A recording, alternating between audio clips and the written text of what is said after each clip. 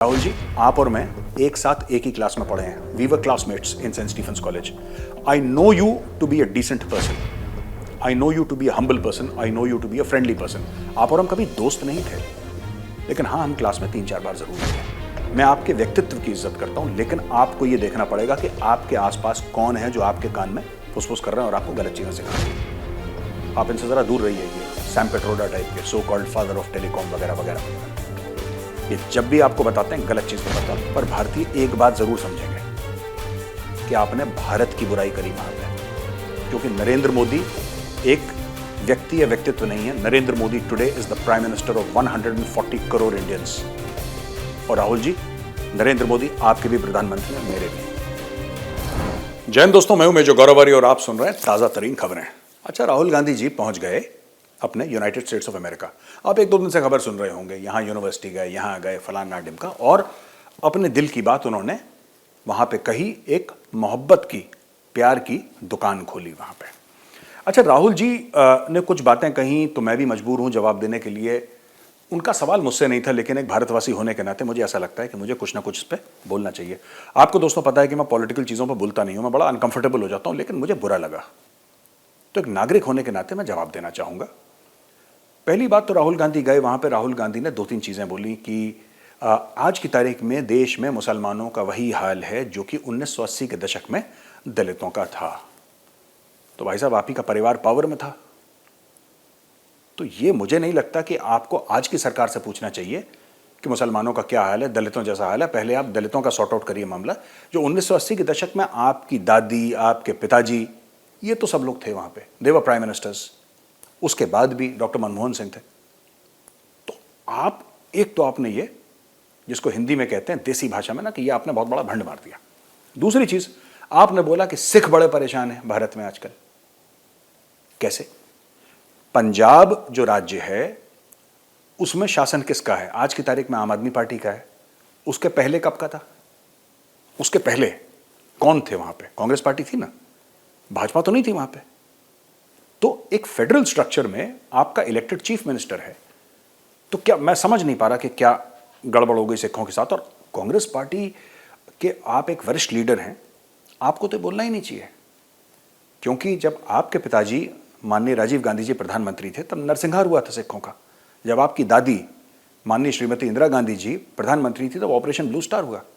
और सबसे बदनुमा दाग ऑपरेशन ब्लू स्टार, सबसे बुरी चीज जो हुई, मैं जो सिखों का जेनोसाइड हुआ, और मैं मुझे पता है कि काफी लोग मुझे ट्रोल करेंगे जब ये बोलूंगा, लेकिन मुझे बोलना पड़ेगा। सिखों का जो जेनोसाइड हुआ दिल्ली में, वो भी बहुत एक बुरी याद है, क्योंकि मेरे आंखों के सामने हुआ वो। मैं उसका विटनेस हूं, मैं गवाही देता हूं कि मेरे सामने हुआ। लेकिन उसको मैं नंबर 2 पे रखूंगा, उसको मैं नंबर 2 पे रखूंगा, जबकि इतना भयानक हादसा है। वो नंबर 2 पे रखूंगा, नंबर 1 पे ऑपरेशन ब्लू स्टार। वो एक ऐसा बदनुमा दाग है जिसको आप खून से धोगे, वो दाग नहीं मिटेगा। आज से 500 साल के बाद लोग याद करेंगे कि यहां पे गोलियां चली थी। इतना बड़ा पाप हो गया। पर इस सरकार में, I don't hold any brief for the Narendra Modi government. मैं ऐसा कोई, मैं भाजपा का तो हूं नहीं, मैं तो अपने कमेंट्री करता हूं जियो पॉलिटिक्स और नेशनल सिक्योरिटी में। लेकिन मुझे बुरा लगा जब राहुल जी आपने जाके बोला कि ईसाई भी खतरे में है। ईसाई किस तरीके से खतरे में है? कौन सी ऐसा न्यूज है जिससे आप ये कह सकते हैं कि साहब ईसाई खतरे में है? बड़ा मामला हो गया साहब, ईसाई खतरे में हो गया। क्या हो गया? कौन खतरे में है? आपने ना कोई प्रूफ दिया, आपने ना कोई सबूत दिया, बस लगातार एक नैरेटिव को आप फॉरेन कंट्री में राहुल जी रिपीट कर रहे हैं, जो कि मेरे हिसाब से गलत है। ऐसा नहीं करना चाहिए।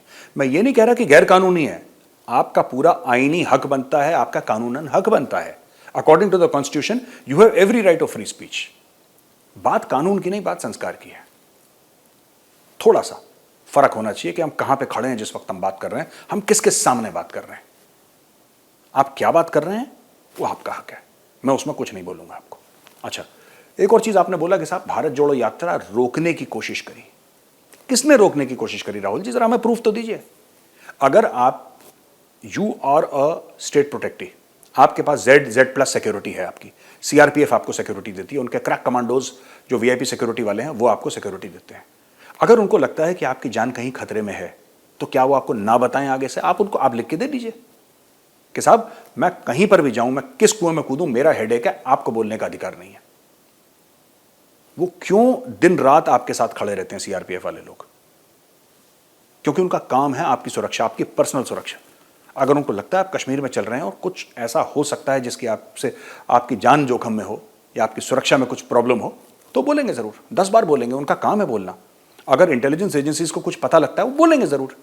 इसका मतलब ये नहीं राहुल जी कि आप ये सोचें कि साहब मेरी यात्रा रोकने की किसी को कोई इंटरेस्ट नहीं है। सर मैं आपको बोलता हूं as a citizen of India, अभी आपने साउथ से नॉर्थ करा, अब आप ईस्ट से वेस्ट करिए सर, या दोबारा नॉर्थ से साउथ चले जाइए आप नीचे, आप घूमते रहिए क्रिस क्रॉस इंडिया, कौन रोक रहा है आपको?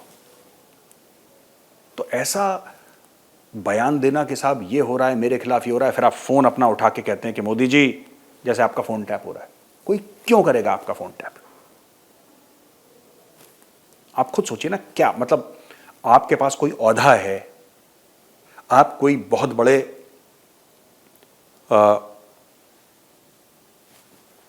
कोई पोजीशन में हैं कि पता लग जाए, कि कोई सीक्रेट पता लग जाए इंटेलिजेंस ब्यूरो वालों को कि राहुल गांधी क्या डिस्कस कर रहे हैं? ऐसा नहीं है सर।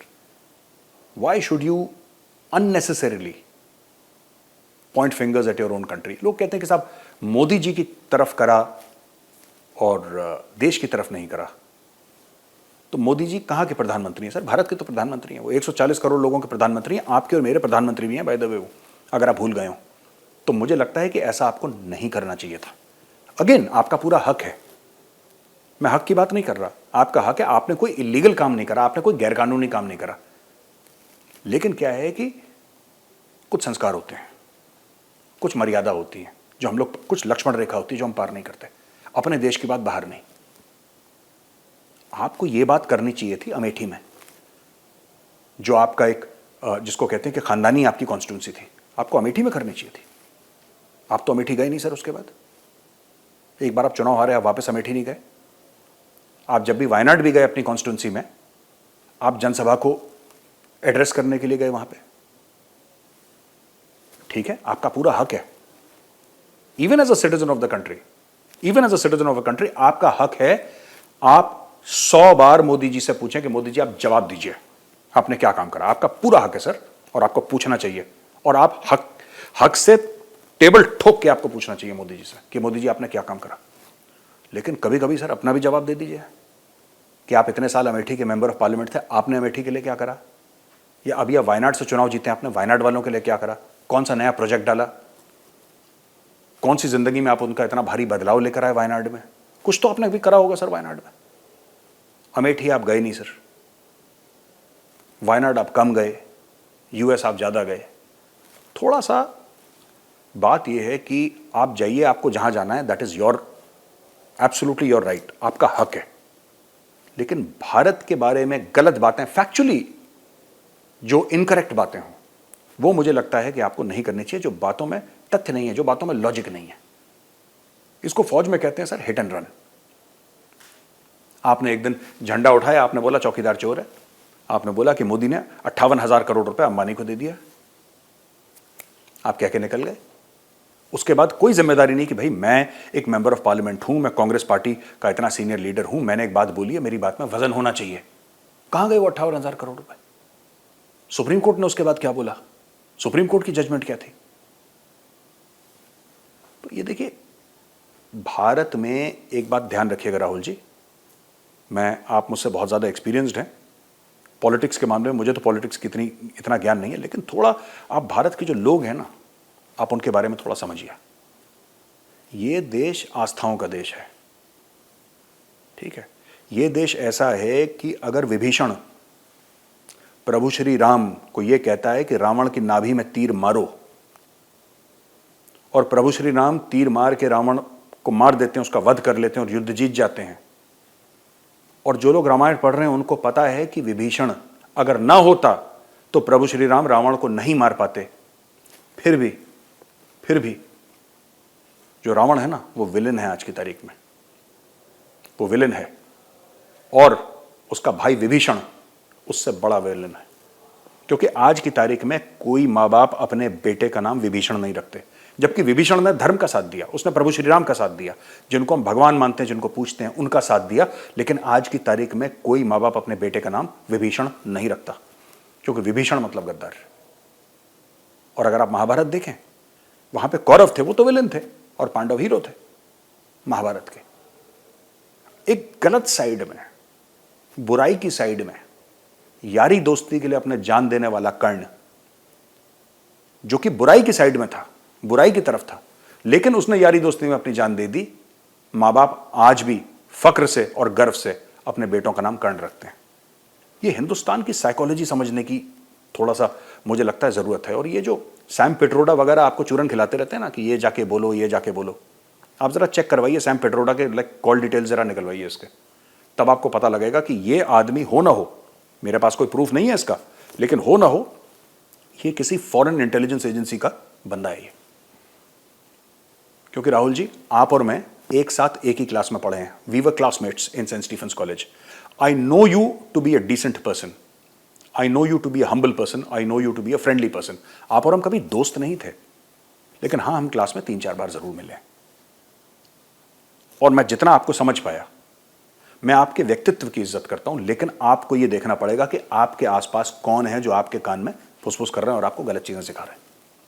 आप इनसे जरा दूर रहिए, ये सैम पिट्रोडा टाइप के so called father of telecom वगैरह वगैरह वगैरह जो भी, ये जब भी आपको बताते हैं गलत चीज बताते हैं। और क्या होगा, क्या होगा अगर आप, चलिए मैं कहता हूं कि आपने स्टैनफोर्ड में आपने एक लेक्चर दे दिया, आपने न्यूयॉर्क में लेक्चर दे दिया, आपने वॉशिंगटन, उससे होगा क्या?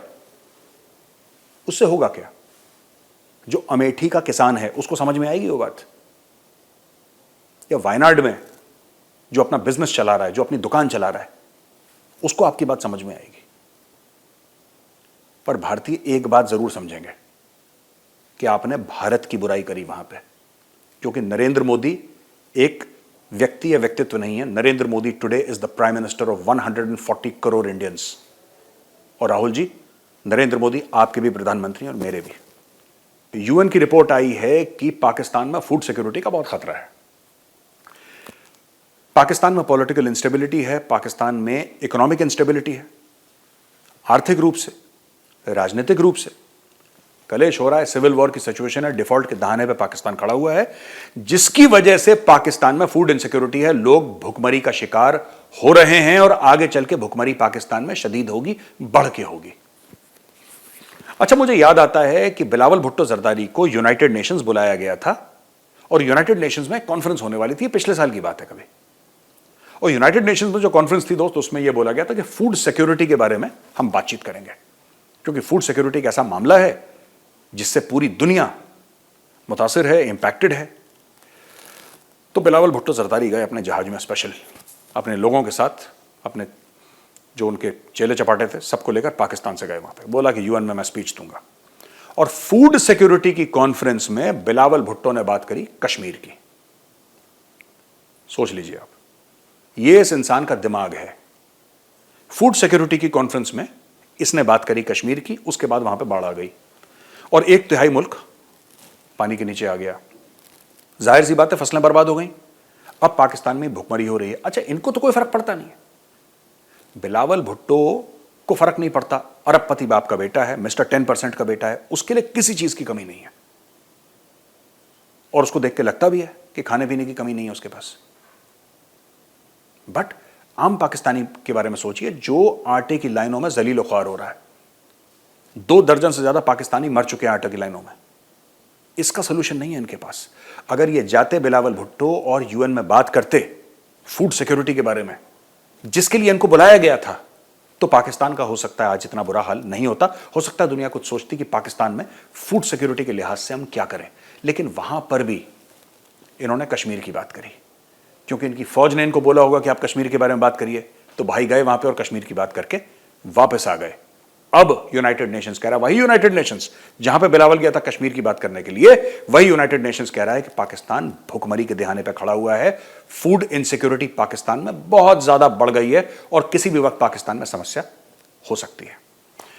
दोस्तों, वीडियो देखने के लिए बहुत बहुत धन्यवाद। जय हिंद।